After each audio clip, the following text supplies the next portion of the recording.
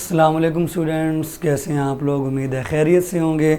आज हमने next topic जो स्टार्ट करना है फर्स्ट ईयर बायो के अंदर, that is 2 to 5 kingdom system of classification. आपको मैंने कल बताया था कि हमारी क्लासिफिकेशन जो जानदारों की होती है और उनके जो साइंटिफिक नेम है वो काम एक साथ होता है। जिस ब्रांच में होता है उसको हमने टैक्सोनॉमी का नाम दिया था। तो क्लासिफिकेशन कैसे हुई, इसकी हिस्ट्री क्या है और कैसे इसके अंदर इम्प्रूवमेंट्स आई, आज वो सारी बातें करनी है। अगर हम चले जाएं काफ़ी सदियों पीछे, सेंचुरीज़ अगो, तो हमें जो पहला सिस्टम नज़र आता है सबसे पहला, that was 2 kingdoms. 2 kingdoms systems ऐसा सिस्टम था जिसमें 2 किंगडम बनाए गए। ये अरिस्तु के ज़माने से चले आ रहे थे। अरिस्तु के ज़माने से एक किंगडम इसमें बनाया एनिमेलिया और दूसरा किंगडम इसका जो है प्लांटी बनाया। Animalia and Plantae. जो जानदार, ठीक है, जो जानदार ऑटोट्रॉफ थे वो सारे शामिल किए गए प्लांटी के अंदर। ऑटोट्रॉफ कौन से होते हैं? वो ऑर्गेनिज्म जो अपनी खुराक खुद तैयार कर लें बाय फोटोसिंथेसिस, उन जानदारों को हम ऑटोट्रॉफ्स कहते हैं। और तमाम ऑटोट्रॉफ्स प्लांटी के अंदर शामिल किए गए। दूसरे जो थे एनिमेलिया, उनमें वो तमाम ऑर्गेनिज्म शामिल किए गए जो अपनी खुराक खुद तैयार नहीं कर सकते। उनको हम कहते हैं हेट्रोट्रॉफ। उनके मुख्तलिफ तरीके होते हैं अपनी खुराक तैयार करने के। वो तैयार करने के बजाय दूसरों से लेते हैं, इंजेस्ट करते हैं या अब्जॉर्ब कर लेते हैं बाय डिकेइंग मैटर, या दूसरे जानदारों को खा लेते हैं। ऐसे जानदारों को हम हेट्रोट्रॉफ कहते हैं। तो तमाम हेट्रोट्रॉफ एनिमेलिया में शामिल किए गए। कहाँ शामिल किए गए? एनिमेलिया में। लेकिन जब एडवांसमेंट हुई, तरक्की हुई, माइक्रोस्कोप ईजाद हुआ। माइक्रोस्कोप जब ईजाद हुआ तो बैक्टीरिया डिस्कवर हुए, बैक्टीरिया ईजाद हुए। अब यहाँ पे पहला क्वेश्चन क्रिएट हुआ कि बैक्टीरिया को प्लांटी में शामिल करना है या एनिमेलिया में शामिल करना है। तो पता चला कि बैक्टीरिया में भी सेल वॉल है, प्लांट्स में भी सेल वॉल है। सो बैक्टीरिया को प्लांट्स के अंदर ही शामिल कर लिया गया। ये पहला इसके अंदर स्टेप एडवांसमेंट के बाद लिया गया कि जो बैक्टीरिया डिस्कवर हुए थे उनको प्लांट्स के ग्रुप में शामिल कर दिया गया, ये देखकर कि प्लांट्स की भी सेल वॉल है और बैक्टीरिया की भी सेल वॉल है। ठीक है। अब आप लोगों ने मज़ीद एडवांसमेंट जो है वो देखी।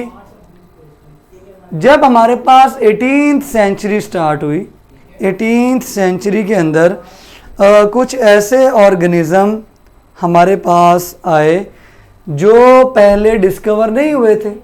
फिर 19th सेंचुरी में भी आए जो पहले नहीं थे।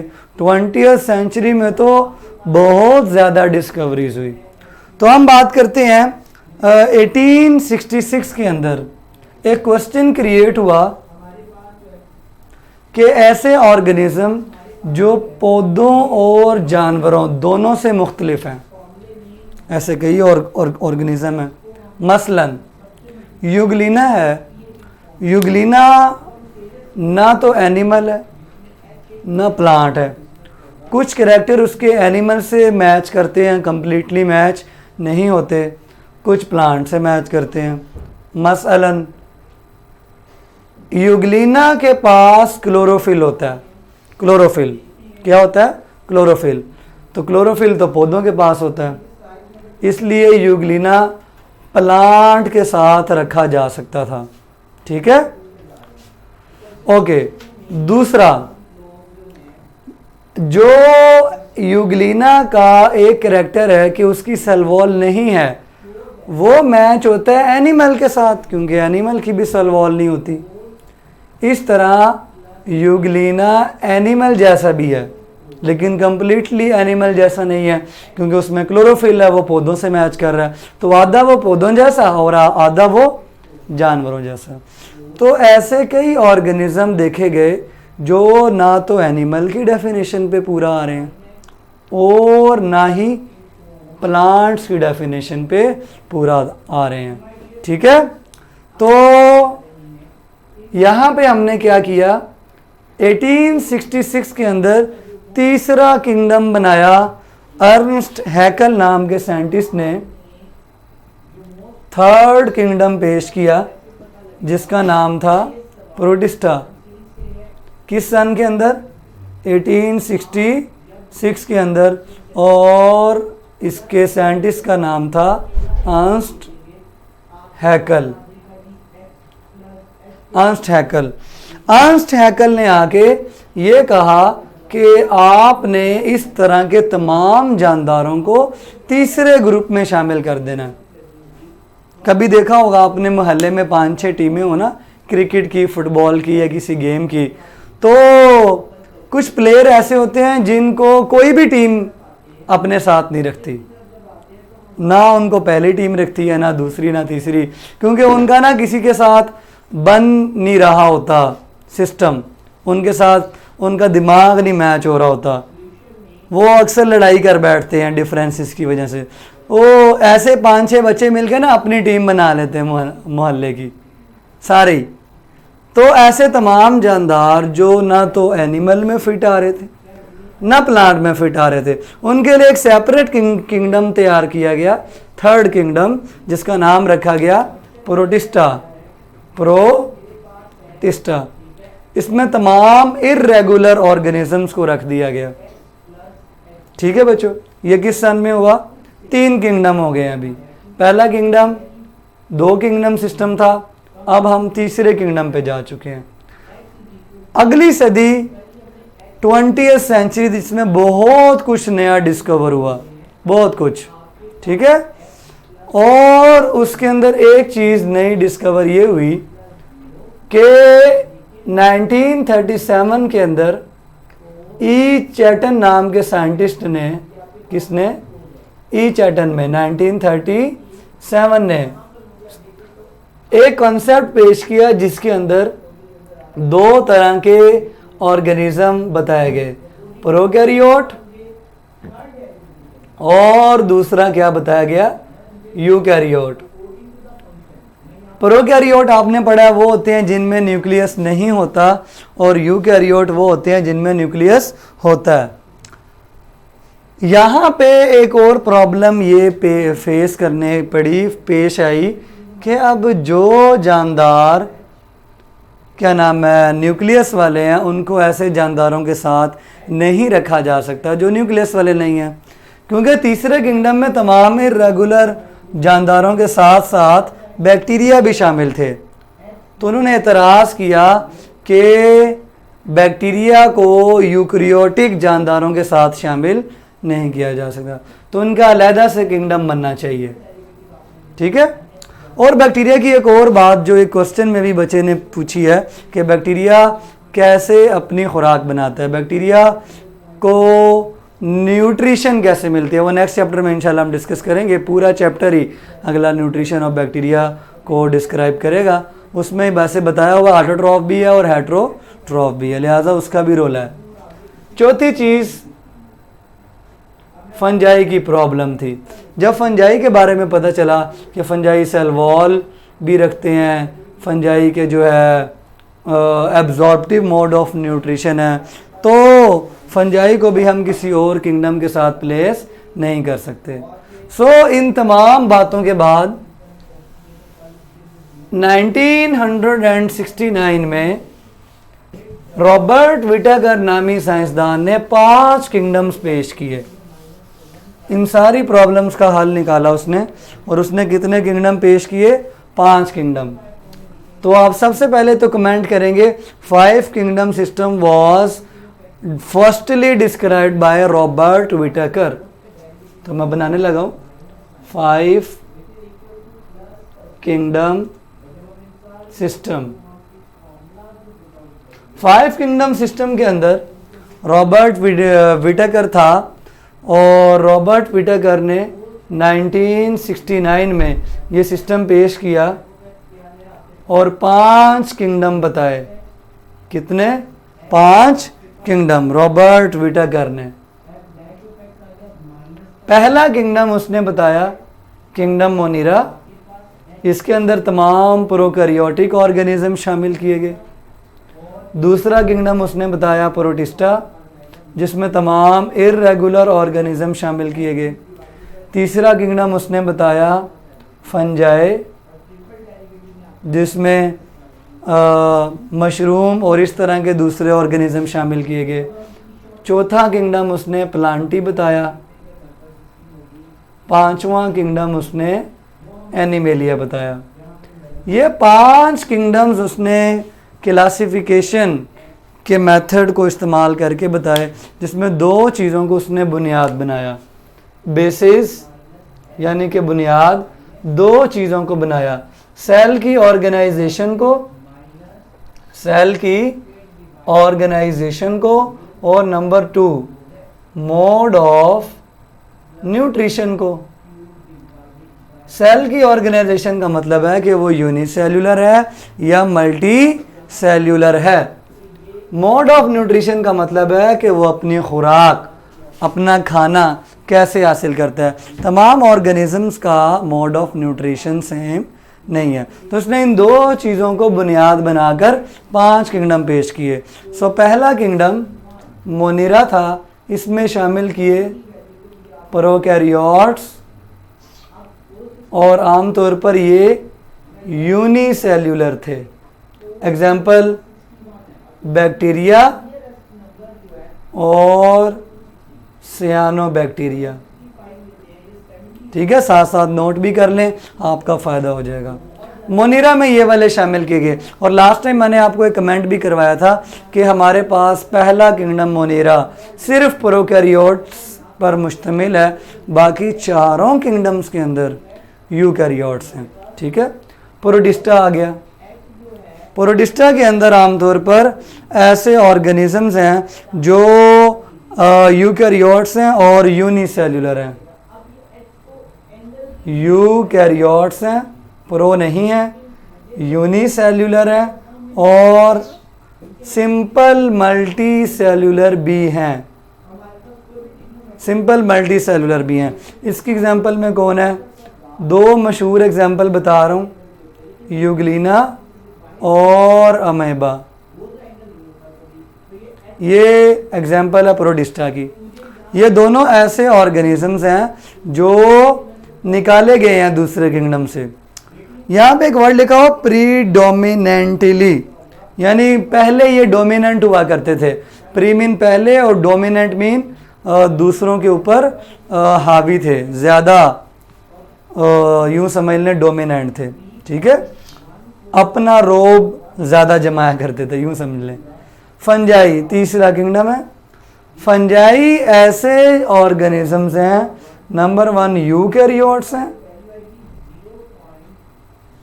आमतौर पर ये मल्टी होते हैं, लेकिन इनमें सिर्फ यीस्ट होता है जो यूनिसेल्यूलर होता है। खुराक अपनी ये एब्जॉर्प्टिव मेथड से हासिल करते हैं। अच्छा, एब्जॉर्प्टिव मेथड कौन सा होता है? ऐसा मेथड जिसमें खुराक को पहले ही डाइजेस्ट कर दिया जाए बॉडी के बाहर एंजाइम की मदद से, और डाइजेस्ट करने के बाद एब्जॉर्ब किया जाए। मसलन डिकेइंग मैटर है, डिकेइंग मैटर डाइजेस्ट कर दिया गया, डिके कर दिया गया, अब जो प्रोडक्ट्स बनी उनको एब्जॉर्ब कर लिया गया।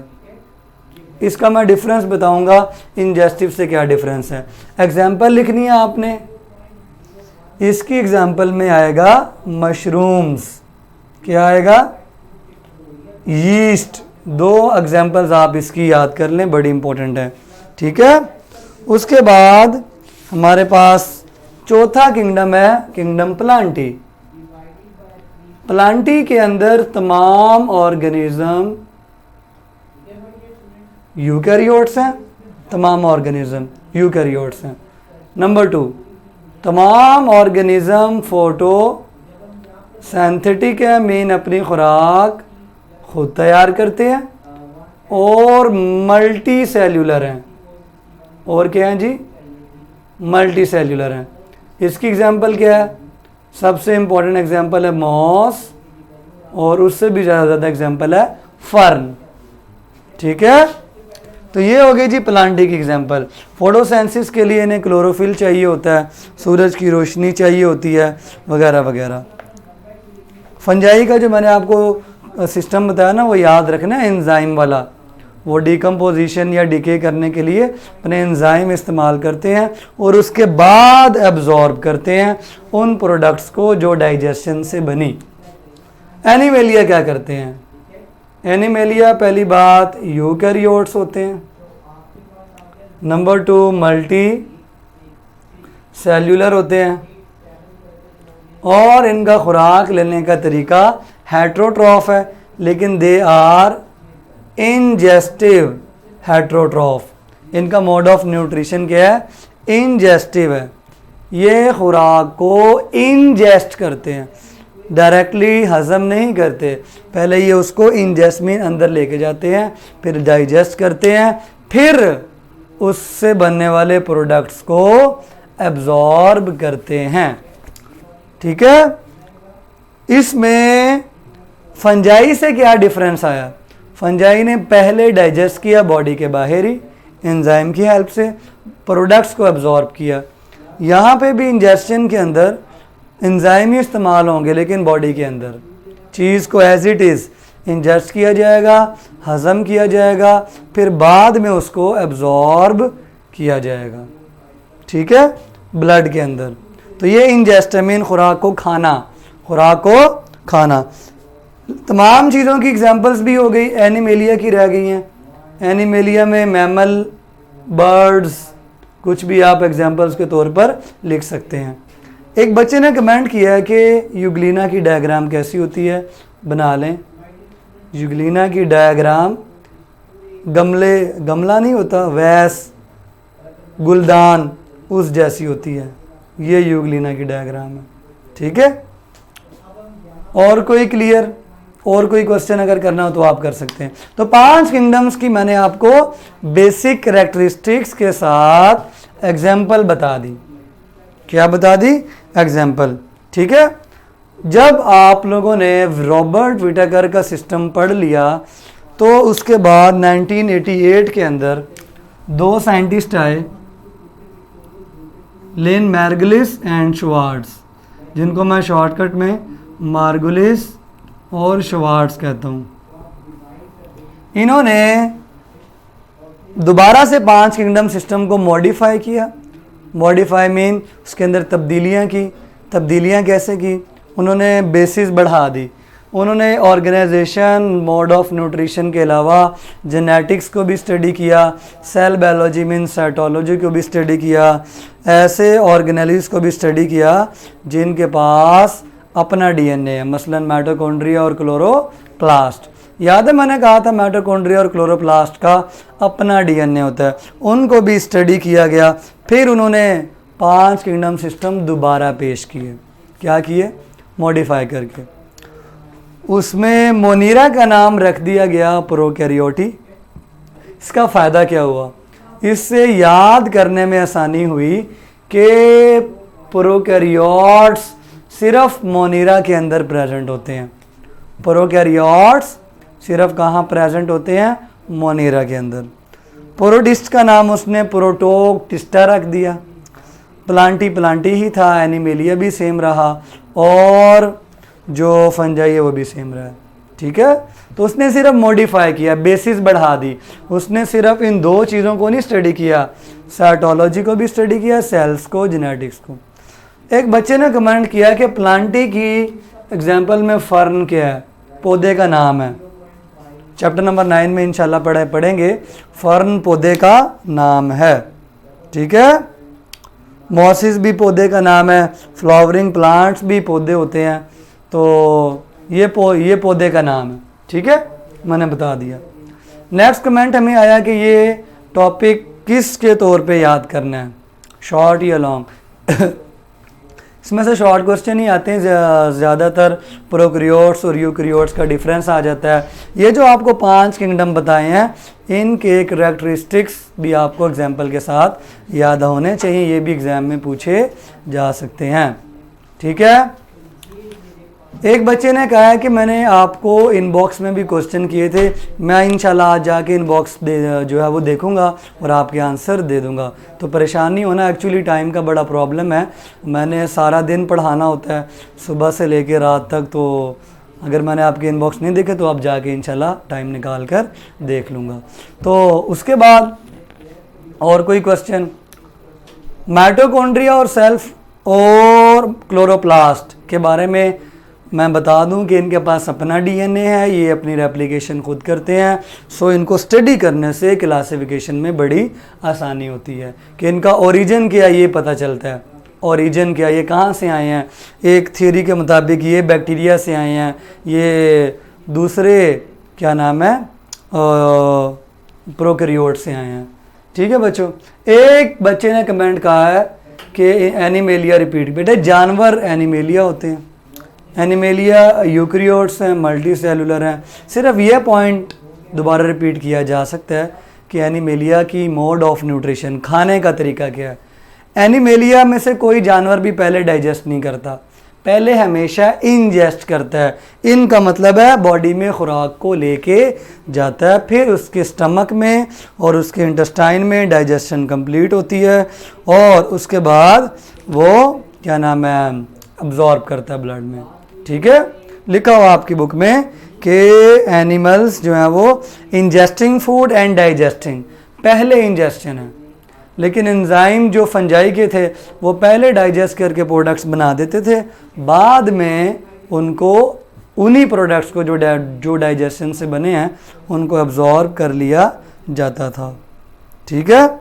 और कोई क्वेश्चन? मैं आपके कमेंट्स को रीड कर रहा हूँ, मेरे पास स्क्रीन खुली हुई है, आप लोग कमेंट कर सकते हैं, क्वेश्चन पूछ सकते हैं। ठीक है।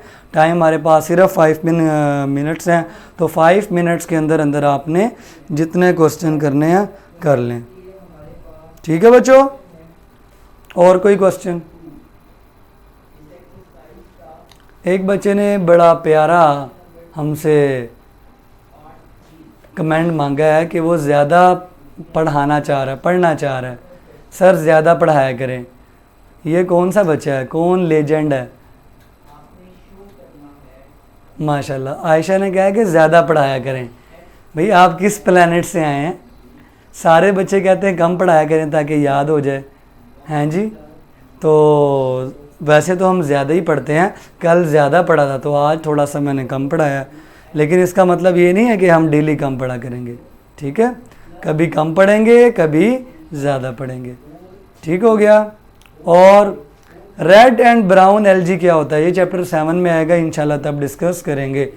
क्या न्यूक्लियस सेल्फ रेप्लिकेटिंग है, हैदर ने क्वेश्चन किया। भाई न्यूक्लियस तो वैसे ही सारी रेप्लिकेशन कंट्रोल कर रहा है, तो जब दूसरों को कंट्रोल कर रहा होगा तो क्या खुद को नहीं कंट्रोल करेगा?